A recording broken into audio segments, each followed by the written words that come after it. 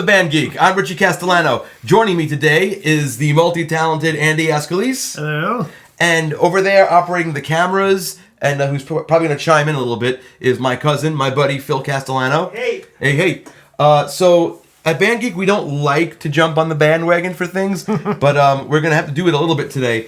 Now, okay, I guess what the bandwagon is everybody's doing Bohemian Rhapsody covers. Now, if you are interested in seeing a Bohemian Rhapsody cover, you can look here.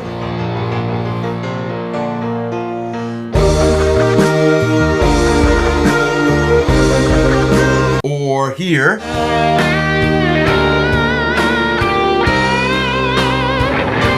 And those are our covers. Or here.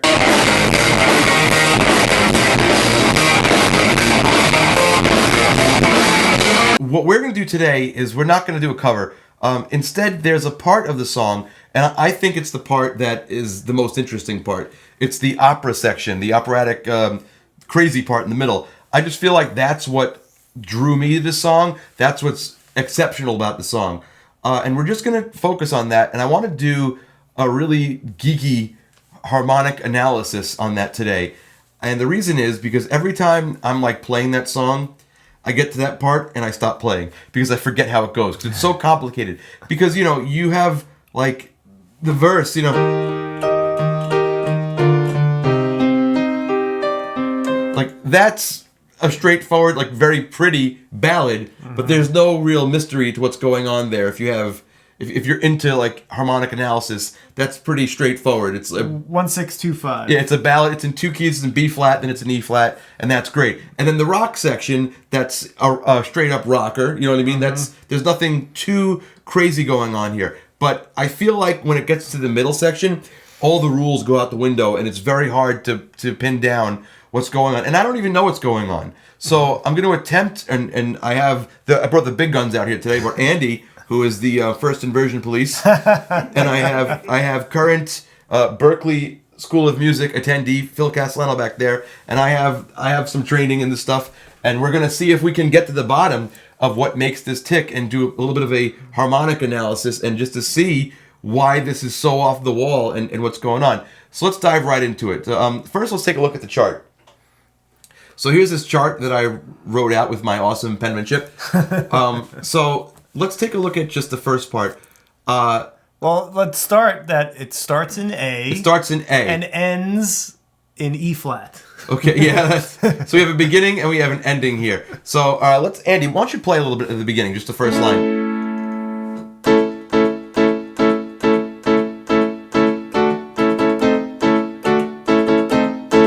I think it's even less than that. I think there's a high part, but I don't think so, man. But we're gonna be discussing whether we agree on how this goes. I think it's very simple because it's small here, and then it gets big. You know what I mean? I think he keeps it very small. But right off the bat, studying the music and piano parts of Freddie Mercury playing with the Ultimate Queen Celebration starring Mark Martel, I've learned that there is a lot of octave notes. In Freddie's piano playing. Yes, in my nearly 2 million view Bohemian Rhapsody cover, I found that maybe it's more helpful to do less there and then build it up. But you know, whatever. It's whatever you think is better. Mine is right. But whatever you want to do. Anyway, so there's already some effery going on here. So we have this. Okay, so we're on the 1 chord, right? So if we look at the chart here, 1 A 4 1 A diminished A. Mm-hmm. Okay, what would you consider that A diminished to be? Well, it's definitely a passing chord. Yep. I don't know. I looked this up on Wikipedia. Okay.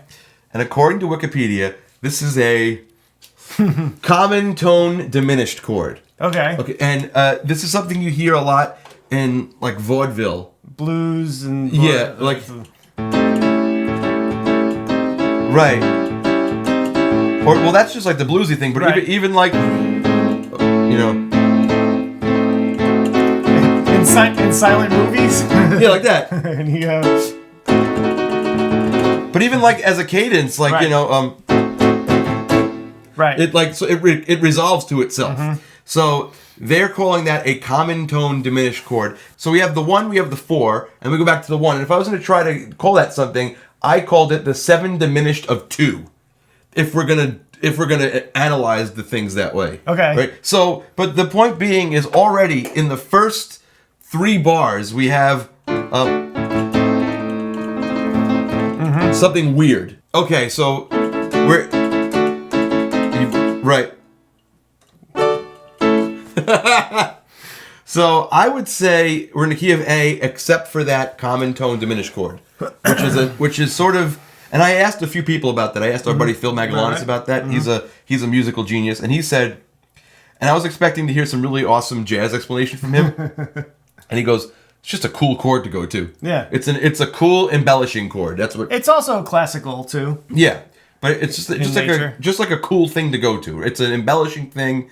It's cool. It resolves. Because it resolves by half steps. Right. So it still has that like cadency quality to it. Okay, then we have some craziness. We have a modulation right off the bat there. We have a modulation down a half step. I have it. I say that we're in A flat for. Yes, I agree because the bass kicks in there and it's definitely a movement downward. So play that part. Okay, so now we're in. We do a regular. So we have a 4-1 in the key of A flat, right? Mm-hmm. And then the way I wrote it is we have another modulation. It's the same movement. Right. So we're in agreement that we're on in the key of A flat there. Mm-hmm. And then the next measure is a new key again. This is like Never Gonna Let You Go all over again. Right. But the new key is we're in the key of A. We're going back to A. So it's a borrowed chord is what you would call that. For example, it's like when you're playing a rock tune, like, okay, the question is Sweet Home Alabama in the key of D or is it in the key of G? Right. Because is it a 5-4-1 in G? I don't treat it like that. I treat it like a 1, a borrowed flat 7, 4, right? Yep. So in this case, I'm calling that a borrowed, parallel borrowed chord, parallel from the parallel minor. It's the suspended again. Right, or you can call that the 3 of minor 1. A parallel. It's still a parallel borrowed chord. If we want to look at the way we're still going off of this 1-4 thing. Right. Then we go down a half step, and now we go down another half step. Right. So that's how you get the C. And then 5-1. You could either say that you're in minor here, and then you really switch to major here. It's basically we're in A something. And and it's basically this chord down another half of step. And then we do something else that's screwy. We have that that lick, and then with the Magnifico, that's an E flat. Right. So what is that? Like, what can we even call that? Like, well, that's D minor. Now we're in minor again. But then it goes up a half step. It goes ba ba ba ba ba ba ba. So what is that? Is that another modulation? That's it. Like right there. I think that's where the modulation takes place because in the following that we have this B flat A B flat, which kind of which is in E flat now. Yeah, and I'm if you notice, I wrote that this is still an E flat. Now, if you want to analyze this, you can say that it's what did I write there? Oh, the 6 of 5, 5 of 7, 5. Like we could say it's a bunch of crazy stuff. That's what's going on here. I would just call that we're being chromatic. Right. Because it's literally chromaticism. Like, it's just moving the whole major chord. I can't even play that well. Play that part. When I did my cover of this, that was the part that kept screwing me up every single time. That was where the million takes came from. I might be adding the low note. It might just be the... I'm pretty sure it is, but... That might be 3. But, you're a better piano player than me, so... It's easier for me to do this. Yeah. Right. Okay, so that's just, we're going to call that chromatic in E flat. And then we go to 4, 1, 1 diminished. Back to the parallel, the beginning, the common tone diminished, yeah. But now we're in E flat. And there's that move again, that same common tone move. diminished move. And it's called common tone diminished because the 1 stays the same. Right. It's the same. It's a pedal point. Good. Okay. Now we have something that sounds a little more normal, a little more standard. This is the first time I think we've kind of stayed in the same key now. Okay, so that part is a 4 chord, a 1 chord first inversion. We have the 5 of 5, which is 2, which is the 2 or the dominant 2 chord. With that little bass line going. Right, it's beautiful. And what's great about that, if you ask me, is we had all this like crazy chromaticism and common tone diminished stuff, and then it goes to like a very like schmaltzy kind of almost like over the top, you know, going from like subverting your expectations to giving you exactly what you want at one part. That's what's really brilliant about this, I think, is it goes back and forth between almost this like weird, very precise and progressive, like almost like proggy, like, you know, half-steppy and weird, going to like ta-da, you know. It goes from Mozart to Liberace. There you go. Okay. Mozart to Liberace. It's literally going ta-da, ta-da. Okay, and now we have ta-ta-ta-ta-ta. And then we have one of my favorite moves in the song. And the cool thing about this move is it's mirrored in the other parts of the song. It keeps happening. This is a motif in the song. And another cool thing I want to point out about that, even though it's not harmonic, is he does a crescendo on that. It starts very quiet, which is hard. Yes. You know, that's pretty awesome. Okay, and what's going on there is it's 4, 1, and then the common tone diminished again, and then we're on the 2 chord. The 2 chord. Okay, now we're back to our chromatic thing. Oh yeah, that is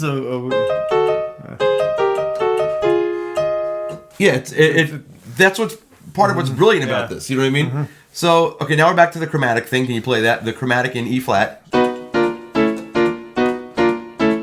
and we have this really awesome call and response there with the vocals, and it's pretty. I guess it's pretty simple. What's going on in the piano there? It's basically your standard classical 5-5-1. Yeah. Right. And it goes up to that 7th. Right. So it's just, and we have the 5-1, 5-1, 5-1.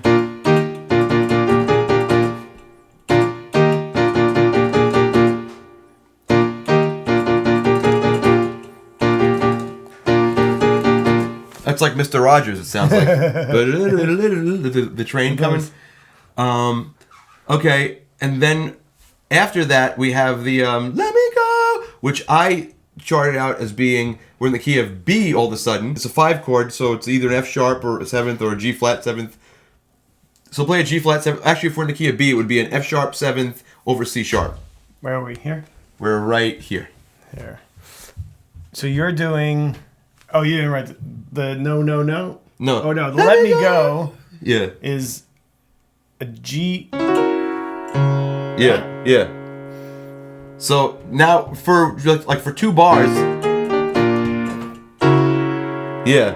So for 2 bars, we're in another key. And I'm saying that's the 5 of B. And that's not in the piano part, but it's equally important to talk about the vocal harmonies because they're fleshing out the chords to this part when there is no piano. Okay, so now again, 5 chord of another key, or you could say it's bar, or you could say we're in the key of F sharp or G flat dominant. Now that also mimics the rock section that's coming up, because the rock section goes. Okay. Then that's the same movement there. Right. It's more involved than just that one note, but what do you think, Philip? There. Oh, so dead. Berklee College of Music. Zoning out. Philip Castellano. Hey, guys. Okay, so now we have what I think is probably the craziest part of this whole thing. So I have quite a few modulations here. So first thing we do is we're still in the key of B. I guess that's why I called this B, because it stays in B here. Okay, so that's why I'm calling this a 5 chord, even though I wrote G flat by accident. Right. It's all right. So this is 1. So it's B B5. You B5 or B3 I have. It's just all I was hearing the piano part. I know. Actually, I went back. I listened to the masters. I only heard those 2 notes as the first no. Interesting. It's not. That right. Okay. So what I have here is it's a 1 chord in the key of B. Then we modulate. I have B minor. Okay. Is that incorrect? It's not incorrect. I'll tell you why. Okay. It's hinted. No, it's okay. Understand something. Even though Freddie Mercury is superhuman, or was superhuman, and Queen is superhuman, and this is unbelievable. When I went back and listened to the masters, you can't really tell if it's a D or a D sharp. Right. And the vocals carry over that part too. Right. The intonation on that is a little. You guys can listen back and let us know what you think it is. To me, I heard it being closer to the D sharp. I think that I would move this over to making this all D and make it 6-5-1. Okay, so right, but or it could be a borrowed chord. It could be a 5 of what's if the 6 chord is the 5 of 3. The other idea, 5 of 7. Sorry. The other idea I have of that is because the following is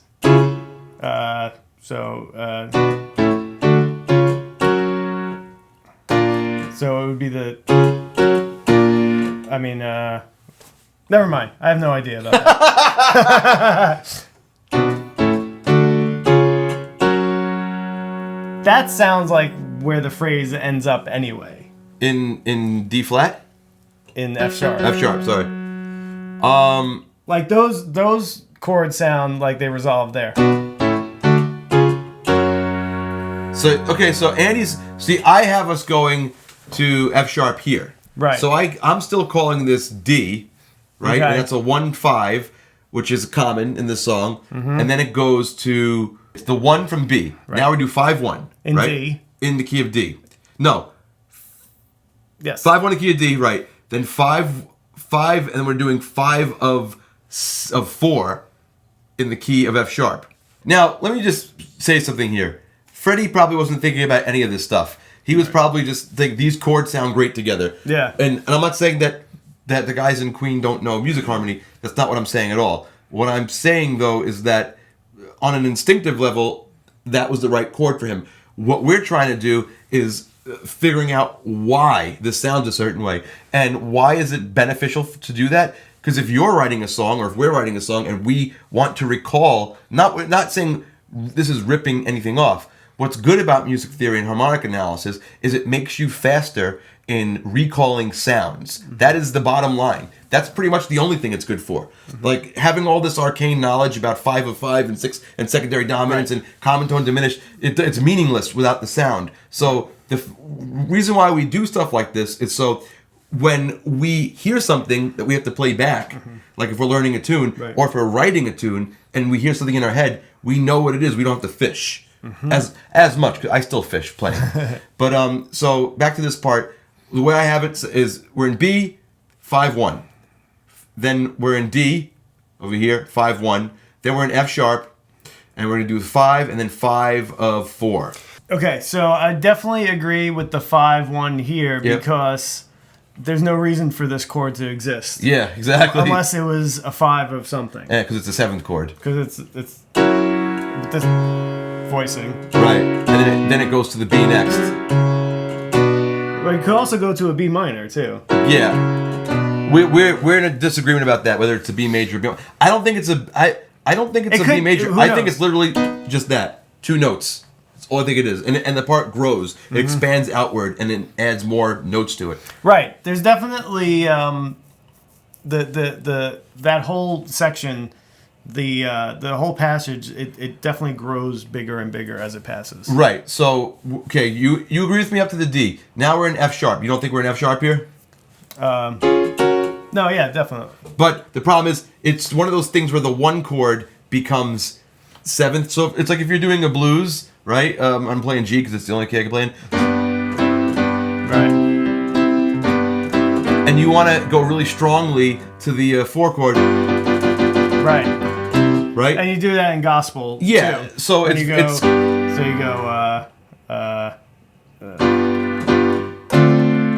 Right. So what you're doing is you're turning the 1 chord into a dominant, and then it's borrowing it's becoming a 5 chord of the 4. So that's why we call it 5 of 4. Or you can just call it, if you think that's obnoxious to call something 5 of 4, you could just call it the 1 dominant. Or 25 or 6 to 4. 25 or 6 to 4. 8, 6, 7, 5, 3, 0, 9. So, did I just screw this camera up? Okay, so that's how I'm looking at it. It's that sort of like very gospel or bluesy move. And then here, we're in E flat. And we're doing the 5-7 of... I don't know why I wrote 5-7 of minor 1 in B flat. I don't know either. Play that chord. D5? D flat. Oh. I don't have that. Oh, it's a minor chord. I have that. I heard that as an omit 5 chord. Omit 3, I mean, like the 5 chord with no 3. So I thought it might be minor. Yeah. If you listen to it, it doesn't have a third in it. Okay, I just see it as a 5-1, a B flat to E flat. All right, since I couldn't hear a third in it. Okay, so there we go. But if you listen to the harmony soloed, you might hear it. It's a 5-1, yeah, no matter what it is. Because there's a definite resolve that... Okay. So now we have this really funny sort of... And it ends in a 7th chord.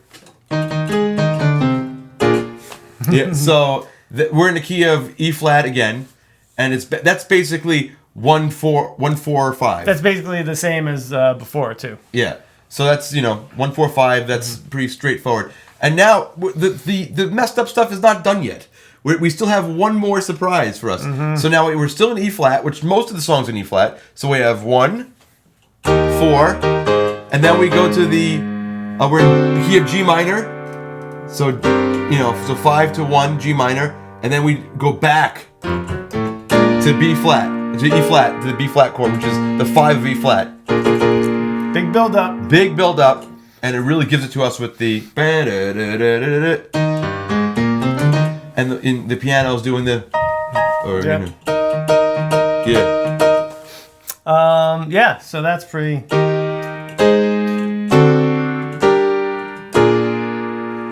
Yeah.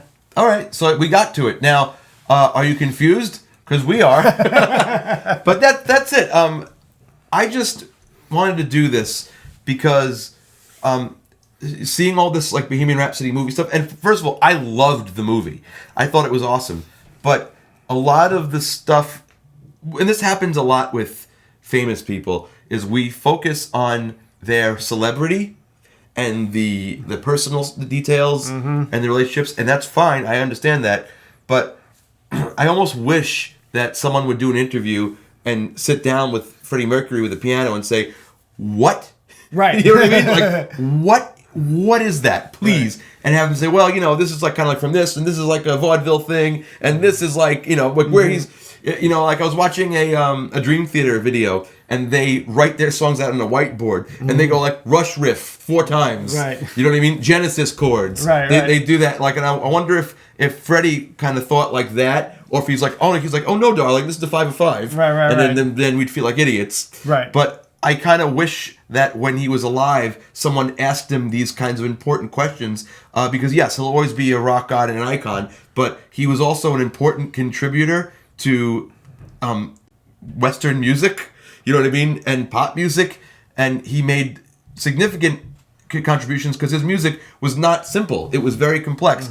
And it's almost like when you're in college and they give you, you know, a Chopin piece and they say, do an analysis on this. It's almost like you're interviewing him through the music. And so I feel like this is our way of sort of interviewing Freddie Mercury through what he recorded, what he wrote. And it's like just looking at the most incredible stuff ever written and just seeing that even that is beyond your understanding, and I have a freaking master's degree in this crap. No, I'm serious, and it's humbling. This is like 20 bars of music, too. This is a short little snippet of the whole thing. What's humbling about this is that it was so difficult for me to figure out, and I figure out songs constantly. It's what I do, and it kicked my ass, and then analyzing it kicked my ass, and I showed it to a few people, and it kicked their asses, right? And not only that, is this type of music is in the middle of the most downloaded song of all time. Right. So it's not like, oh, you can't put stuff like this in a pop song. It's like this song proves everything. It just takes everything that we know about what makes people like music and puts it on its head. It's just glorious. It's freaking glorious, this part. Now, I'm not belittling anyone else's contribution to this song. I mean, the vocals are killer. The guitar solo is like the best guitar solo ever. Yeah. The band kills on it. The whole thing. But this section is really like nothing you've heard on rock radio before, and it still continues to resonate with people. So I just wanted to look at it and sort of pick it apart a little bit, and I hope that was interesting to watch or fun, or maybe you guys were at home saying, look at these jerks trying to attempt to do this. Because I definitely feel humbled by this whole experience. So do you have anything you'd like to add to this, Andy? No, it's good. How you doing back there, buddy? All right, well, thank you for watching this episode of Band Geek. I am Richie Castellano. This was Andy Ascalise, very helpful on his amazing piano playing. Check him out, subbing with the Ultimate Queen celebration. Sorry, Ultimate Queen celebration, and he'll be on tour with Kasim Sultan. That's right. Next month, and Phil Castellano. Hey, he's doing stuff, but he won't tell anybody about it. And very secretive. Phil's working on something. Phil's writing Bohemian Rhapsody 2, and he's not going to release it until it's ready. Yeah. Right? Okay. So thanks. Oh, one more thing. If you want to support us, what you could do is you can check out our merch. That's at richiecastellano.com. We have these cool new shirts that say your mix is whack, and they have this logo that I did, which I'm very proud of. We also have Band Geek logo t-shirts. We have the cartoon versions of us. We also have mugs and posters. Also, if you want to just support us and you like what we're doing, please go to the tip jar. That's richiecastellano.com/tipjar, and that's a regular PayPal form. And if you want to just say, hey, I like what you're doing, here's a couple bucks. We appreciate that. Also, if you use Amazon, go to riotcast.com/bandgeek, hit the Amazon banner at the top of the page before you do your shopping, and then when you check out, a small percentage of your purchase goes to supporting our show, and it doesn't cost you anything extra. So we really appreciate all the support you guys have been giving us, and we hope you like these videos, and we're hoping in 2019 we'll be able to do a whole bunch more. So, see you next time.